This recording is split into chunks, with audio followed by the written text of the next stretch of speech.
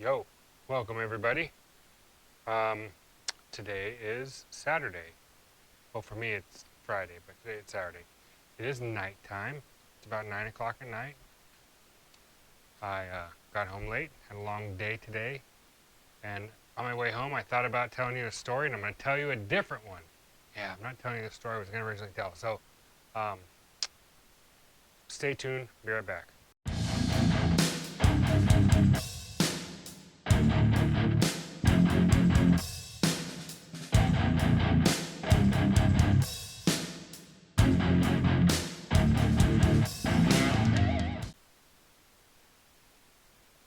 And I'm back, and so is this. I haven't cleaned up anything. Lava lamp, I was, yeah, whatever. Okay, let's go do the 4-speed. Right there, 4-speed. I love it. Okay, this here story time. Let's see. What should we do it about? Let's close this hood first of all, so we have the abundance of light, and I can find a place to sit so I can make myself comfortable. All right. This is down. That's down. Here's my chair. All right. Get you right here. Sort of your eye level. All right, kids. What is this story time about? Okay, so this story time. How many of you guys are familiar with a car called the Orange Crate? It's a legitimate 32 Ford sedan. It's orange, obviously. And it had a Olds? Olds motor, or a Buick motor, or a Hemi, or a small block Chevy, I can't remember. But it has a Pitovin. So it has like a 671 crank driven off the front and runs through an injector. And at the point of this story, the car was traveling around the United States and it's a show car. But the history of this car is that it was built as a show car. It raced once or twice and then just competed in the show circuit and did show circuit forever. Eyes down here. Come down here where you belong. Okay. It did show circuit forever. And I'd heard about the car and I'd never seen it in person. And one day, when I was living in Idaho, and at that time I had Jaws that had been started, so I was going around and I was wiring all these hot rods in different shops, and I had my shop in my house and doing the same thing. And we had a local car show, a big in an event center. We had the Boise Roadster Show, they call it, and so cars from all over the United States show up there, and so a lot of cars, the local cars, were cars I had worked on, were in there, and so I was kind of obligated to go anyway. But the setup day was I think Wednesday was the setup. So I think they opened it Thursday, Friday, Saturday, and Sunday.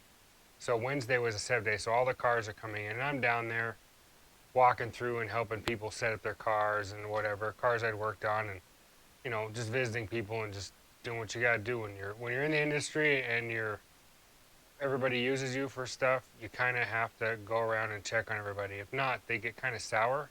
I don't know if you guys have ever dealt with that, but they kind of do. So, they want to show their car off and they want to talk to you about their car. They want to talk to you about their car in front of other people. So it justifies the amount of money they spend on their car. It's kind of where I think it is, but I don't know. I don't know the real philosophy behind it. It was always kind of weird for me, but I enjoyed seeing people. Anyway, had nothing to do with it. So I was there, helping one shop set up a car or two, and I knew about some other guys in the shop that from other shops were there. And in comes this. At that time, all the cars had to drive in and out, except for the special guest vehicles. Which this one was. One year I actually met Tommy Ivo. He came with one of his cars, but that's not this story. So this story, this guy offloads out of this trailer, and they push this 32 Ford sedan. It's chopped, and I'll put a picture of it up right here. In fact, I think some guy in Vancouver owns it now in Washington, and I think they actually got it running, and it goes down the track maybe now. But at this time, The car was still in the same paint, same tires and wheels, and same everything that it had had since the 60s. And I was standing there looking at this thing, and a buddy of mine walks up next to me, and we're looking at it, and the guy says, hey, who owns the car, he said, hey, will you guys help me lift this body? And I was like, sure, no problem. And so I go on one side of the cowl, I'm on the driver's side of the cowl on the other side, and the guy's like, lift the body up and he'll put the prop rod in, he says. But he said, be careful, because when the bottom of the cowl goes past the frame, it has to get a tube chassis. When it goes past it, it gets really tight. And he's like, you got to be careful there. And so I picked this thing up. What in the world? Stupid light. I'm going to change that light.